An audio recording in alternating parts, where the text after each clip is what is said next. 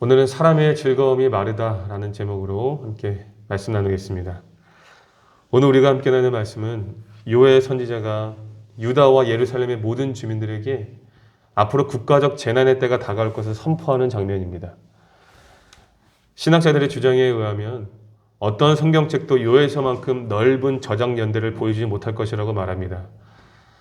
다시 말해 요엘서의 시대적 배경이 주전 9세기 초기 왕정 시대부터 주전 4세기의 포로 후기 시대에 이르기까지 저작 연대가 굉장히 넓다라는 것입니다. 그래서 연대로만 따지면 무려 500년의 시간을 넘나들어요. 그러니까 해석하는 사람에 따라서 시대적 배경이 그만큼 다양하게 해석된다는 것입니다. 과거에는 요엘서의 배경을 초기 왕정 시대에 기록된 성경이라고 주장했습니다. 그 중에서도 유대인 학자들은 요엘서에 기록된 메뚜기와 기근 재앙을 문자 그대로 해석했습니다. 그 이유는 실제 역사적인 기록을 보면 이스라엘의 요담 왕 시기에 무서운 기근이 전 지역을 휩쓸었던 기록이 있었기 때문입니다. 그래서 유대인 학자들은 이 역사적 사실에 근거하여 요엘서의 배경을 이스라엘의 요담 왕 시대로 보는 경향가 있습니다. 하지만 최근에는 많은 신학자들이 포로 후기 시대로 이 요엘서를 해석하고 있습니다. 그 이유는 바벨론에 의한 예루살렘의 멸망이 과거의 사건으로 언급되고 있고 왕보다는 제사장과 장로들이 이스라엘의 대표적으로 등장하고 있으며 성전이 적극적인 역할을 하고 있기 때문입니다. 그래서 많은 학자들이 최근에는 오늘의 본문을 이 포로 후기 시대로 해석하는 경우가 많습니다. 이처럼 요엘서는 다양한 배경적 견해가 있지만 사실 이것은 요엘서를 읽는데 그렇게 큰 문제가 되지는 않습니다.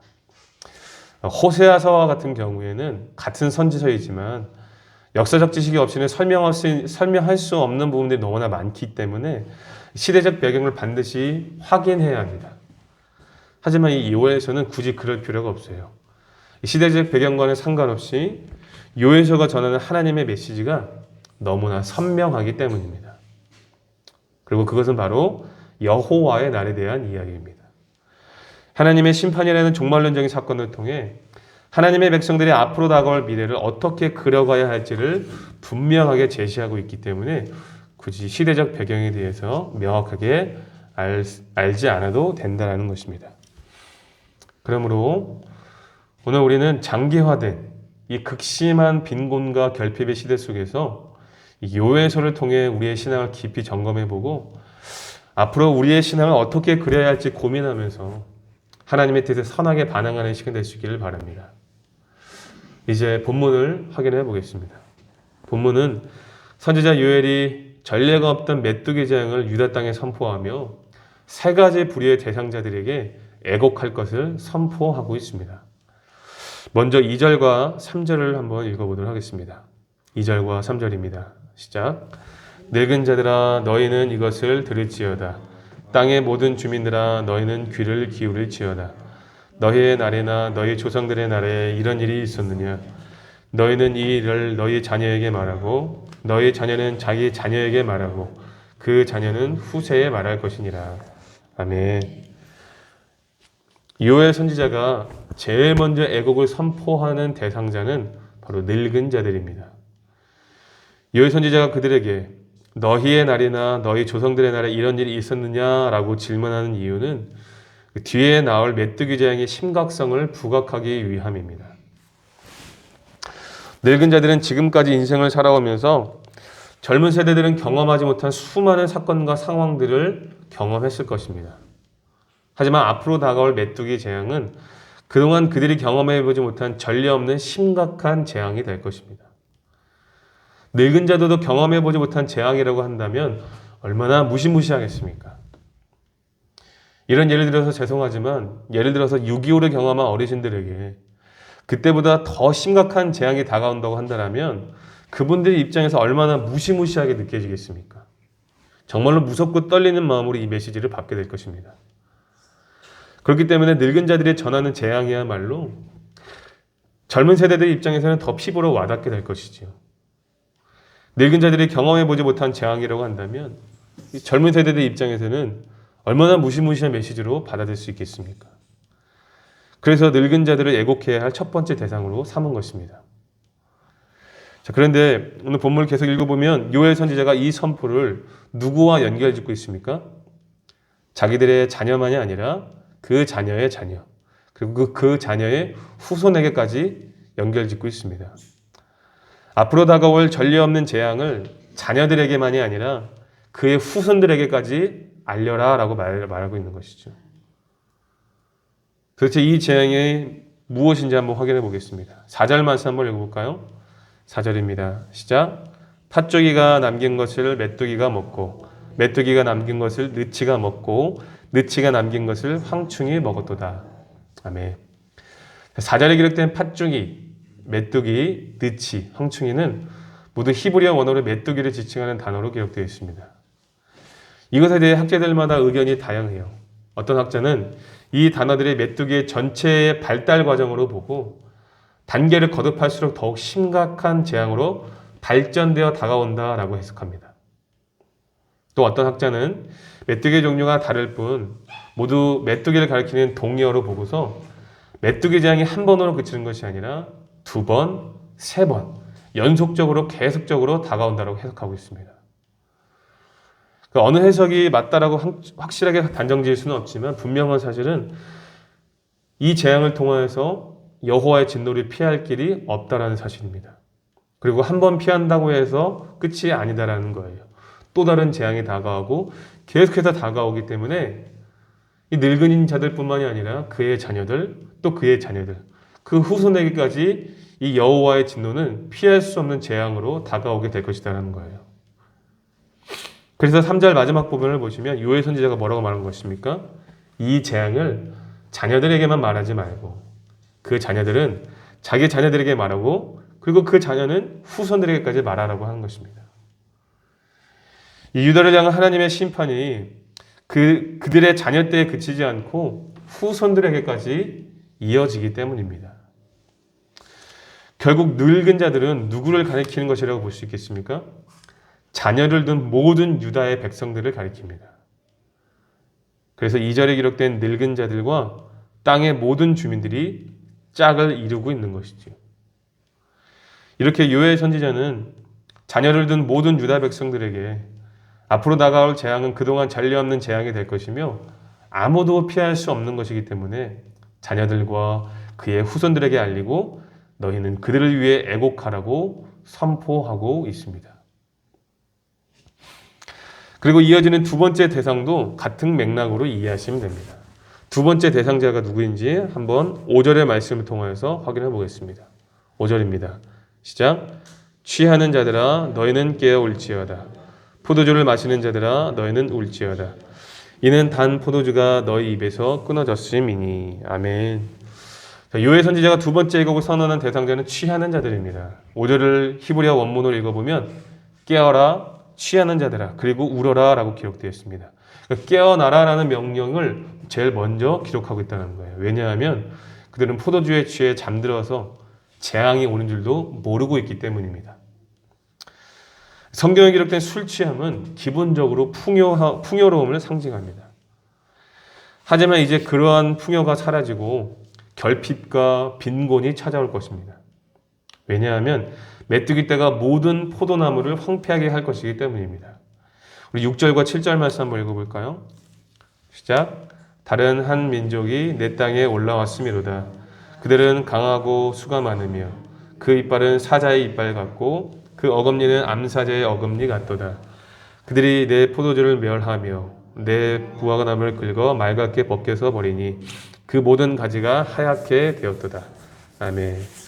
여기 6절은 메뚜기 떼를 한 민족과 다른 한 민족과 사자로 표현하면서 이 재앙이 얼마나 광범위하고 파괴적인지를 짐작하게 합니다. 그리고 7절 말씀도 보시면 이 메뚜기 떼가 지나갔을 때 드러나게 되는 재앙을 표현하고 있죠. 그들이 포도나무를 멸하며 무화과나무를 맑게 긁어 하얗게 되었도다.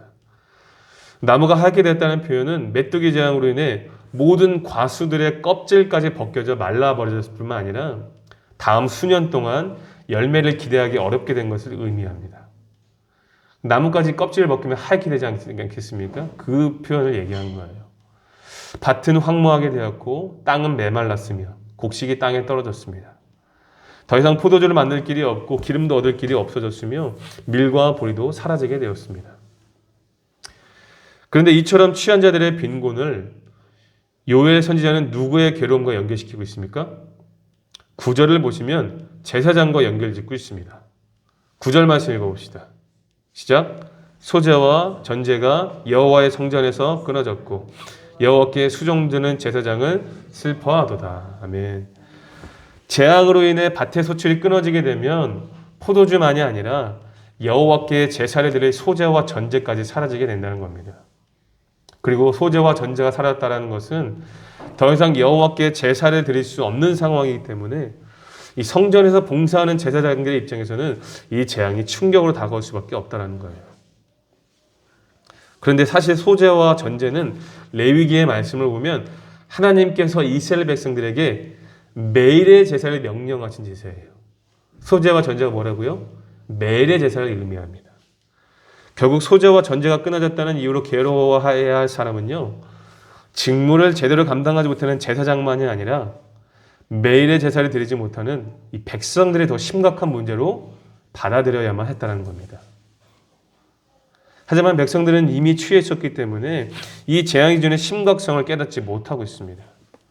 아니 어쩌면 백성들은 이미 술 취하여 매일의 제사를 드리지 않고 있을지도 모르겠습니다.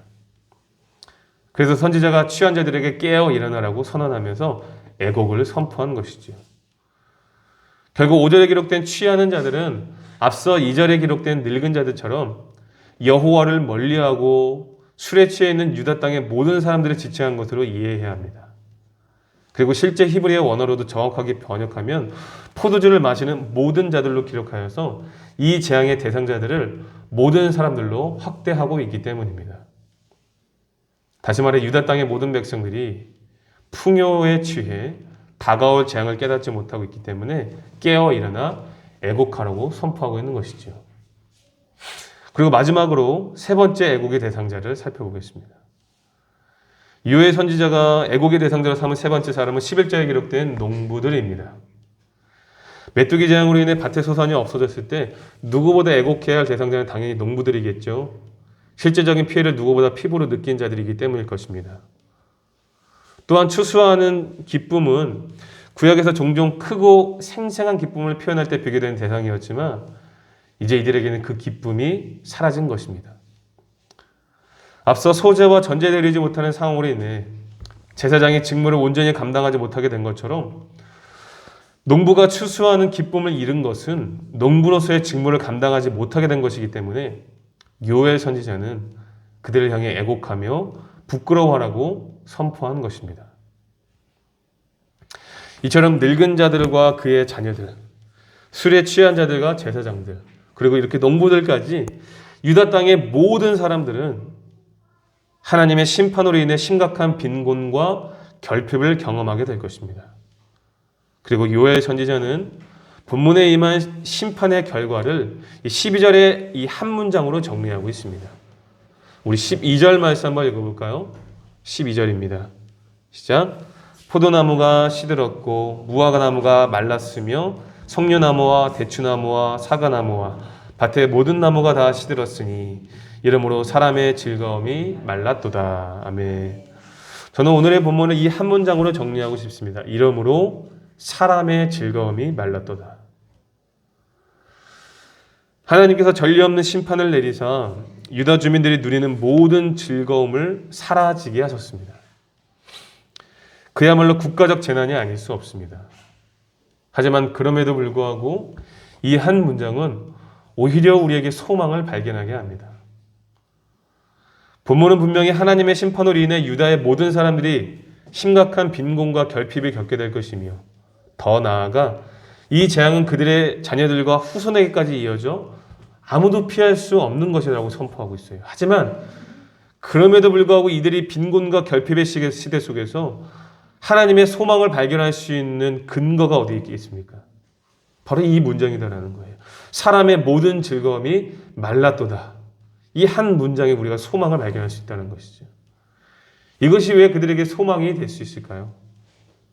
왜냐하면 그들을 즐겁게 할 밭의 소출이나 포도원의 소산이 모두 사라졌기 때문에 이제 그들에게는 여호와로 말미암아 즐거워할 수 있는 소망이 시작되었기 때문입니다.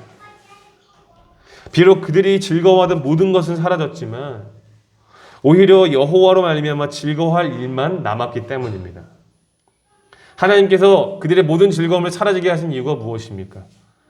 그들의 풍요를 빈곤과 결핍으로 바꾼 이유가 무엇입니까?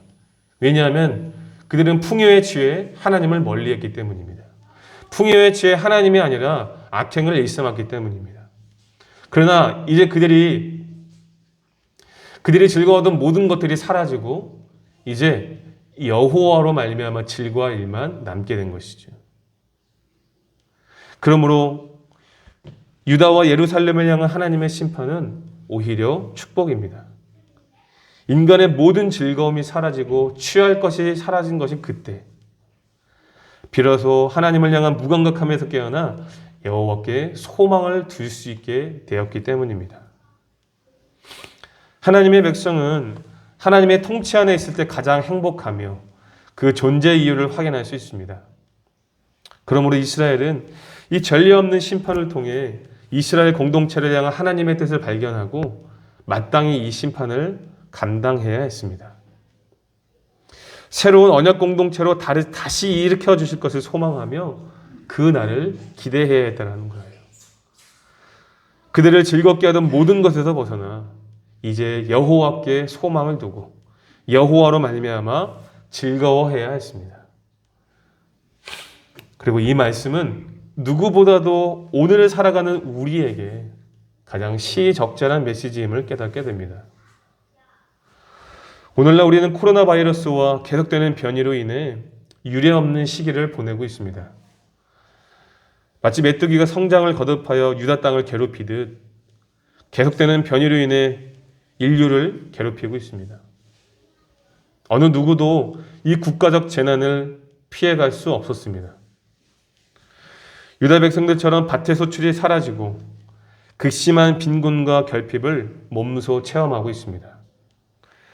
소재와 전제가 끊어져 성전을 찾는 백성들의 발길이 끊어진 것처럼 진실한 마음으로 여호와를 찾는 사람들이 끊어졌습니다.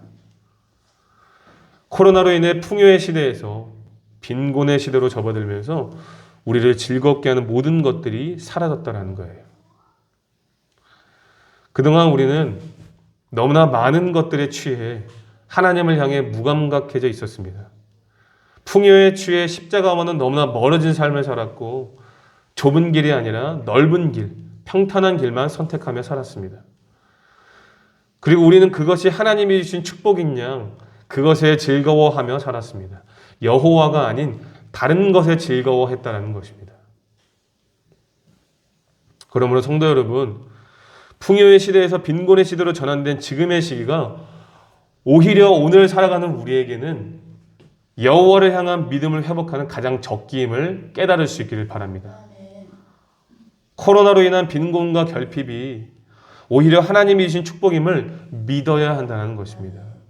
우리가 즐거워하던 모든 것에서 벗어나 이제 여호와로 인하여 즐거워하고 여호와께만 소망을 두는 시간이 될 수 있도록 우리의 신앙을 반드시 점검해 보아야 합니다. 그래서 우리의 애곡을 기쁨으로 변화시킬 하나님의 은혜를 기대하면서 하나님이 주신 이 심판 안에서도 소망을 두고 하나님의 은혜 가운데 살아갈 수 있는 우리가 되어야 합니다. 우리는 하박국 선지자가 선포했던 말씀을 오늘 우리의 심령에 새길 수 있어야 됩니다. 하박국 3장 17절부터 18절 말씀입니다. 하박국 3장 17절부터 18절 제가 읽어드리겠습니다. 비록 무화과 나무가 무성하지 못하며 포도나무에 열매가 없으며 감람나무에 수출이 없으며 밭에 먹을 것이 없으며 우리의 양이 없으며 외양간에 소가 없을지라도 나는 여호와로 말미암아 즐거워하며 나의 구원의 하나님으로 말미암아 기뻐하리로다. 아멘. 사랑하는 성도 여러분, 하박국 선지자의 고백처럼 오늘 우리도 우리를 즐겁게 하는 모든 것에서 벗어나 여호와께만 소망을 두고 여호와만으로 즐거워할 수 있기를 바랍니다. 지금 여러분들을 즐겁게 하는 그것은 무엇입니까? 여러분들은 지금 무엇에 즐거워하고 계십니까? 오직 여호와만이 우리의 유일한 즐거움이 될 수 있기를 소망합니다. 극심한 빈곤과 결핍의 시대이지만 오히려 이것을 축복의 기회로 삼아 여호와로 인하여 즐거워할 수 있기를 바랍니다. 그렇다면 오직 여호와만이 우리의 유일한 즐거움이 되기 위해서는 우리가 어떤 결단이 필요할까요? 요에서 2장 12절과 13절을 한번 읽어볼까요? 우리 한 장만 넘기시면 되는데요. 요에서 2장 12절과 13절입니다. 찾으셨죠? 요에서 2장 12절과 13절을 함께 읽어보겠습니다. 시작. 여호와의 말씀에 너희는 이제라도 금식하고 울며 애통하고 마음을 다하여 내게로 돌아오라 하셨나니 너희는 옷을 찢지 말고 마음을 찢고 너희 하나님 여호와께로 돌아올지어다. 그는 은혜로우시며 자비로우시며 노하기를 더디하시며 인애가 크시사 뜻을 돌이켜 재앙을 내리지 아니하시나니. 아멘. 하나님께서 유다 땅에 내리신 심판은 아무도 당해낼 수 없고 아무도 피할 수 없는 재앙이기 때문에 이 임박한 심판 앞에서 이스라엘이 반응해야 할 유일한 선택지는 무엇이다라는 겁니까? 오직 회개하고 하나님께 돌아가는 길밖에 없습니다. 여호와께 돌아가 회개하는 것만이 이 임박한 심판을 감당할 유일한 방법이며 여호와로 즐거워하는 유일한 방법입니다. 그런데 하나님께서 원하시는 회개는 단순히 번제와 속죄제 같은 제의적 회개가 아니었습니다. 하나님께서 원하시는 회개는 무엇입니까? 마음으로 하는 진정한 회개였습니다. 마음을 돌이키지 않는 회개는 하나님께서 받지 않으시는 거죠. 그래서 옷이 아니라 마음을 찢고 여호와께 돌아오라라고 말씀하신 것입니다.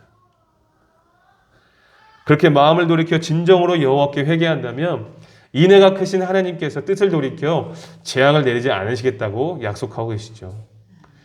여기 13절에 기록된 인애라는 단어는 히브리어로 헤세드로서 하나님의 자비로운 성품을 나타내는 대표적인 단어입니다. 여러분, 이 단어가 언제 먼저 사용되었습니까?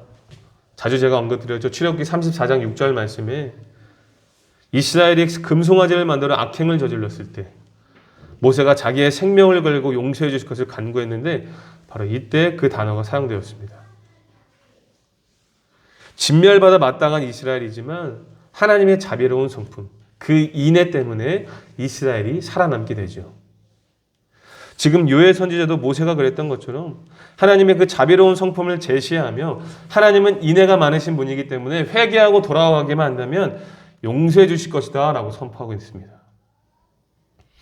우리가 섬기는 하나님은 이처럼 진노 중이라도 자비를 잊지 않으시며 인내와 사랑으로 기다리시기 때문에 우리가 언제라도 회개하고 돌아가면 오늘 빈곤과 결핍의 시대 가운데서도 여호와의 구원의 날을 보게 될 것입니다. 인애가 충만하신 하나님께서 우리를 용서해 주시고 재앙을 돌이키신다라고 분명하게 약속하고 계십니다. 그러므로 우리의 애곡을 기쁨으로 변화시키실 분은 오직 여호와 하나님밖에 없기 때문에 우리는 여호와로 말미암아 즐거워할 수 있게 되는 것입니다. 그러므로 사랑하는 성도 여러분, 여호와의 심판의 날을 구원의 날로 바꿀 힘은 처절한 회개밖에 없다는 사실을 깨달을 수 있기를 바랍니다. 하나님이 아니라 다른 것에 즐거워하던 우리의 불신앙을 회개합시다. 풍요에 취해 하나님이 아닌 물질을 쫓았던 우리의 불신앙을 회개합시다. 마음으로 여호와를 찾는 사람들, 우리의 마음을 돌이켜 여호와를 찾기로 다시 한번 결단합시다. 지금 우리가 드려야 할 간구는요, 지금 우리가 하나님 앞에 기도해야 할 간구는 잘 먹고 잘 살기 위한 물질적 풍요가 아닙니다.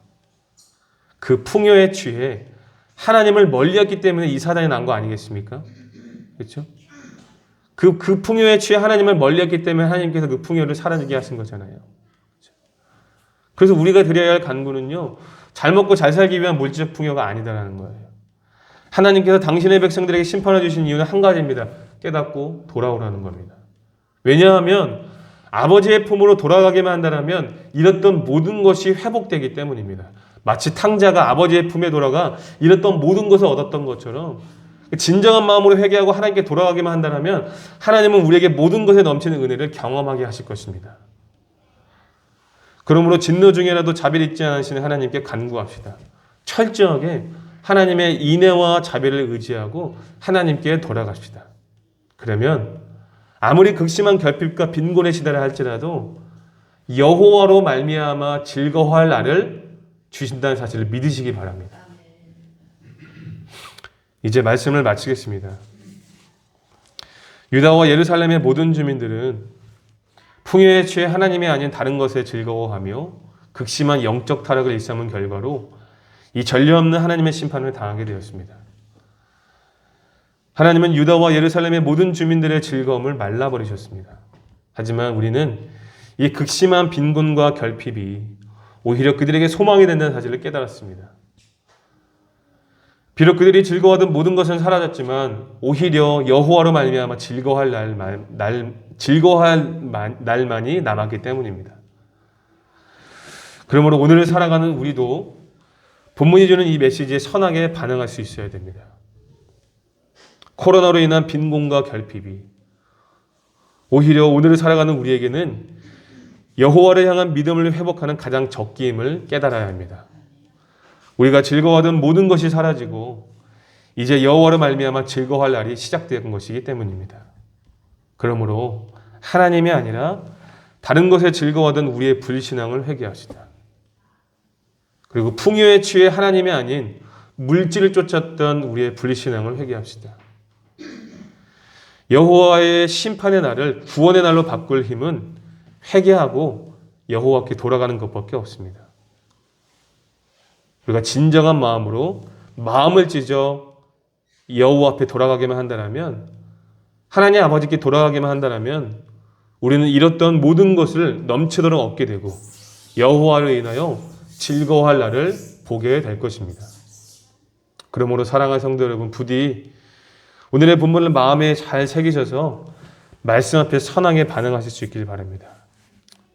그리고 여호와로 인하여 즐거워하는 복되고 아름다운 인생이 될 수 있기를 예수님의 이름으로 축복합니다. 아멘.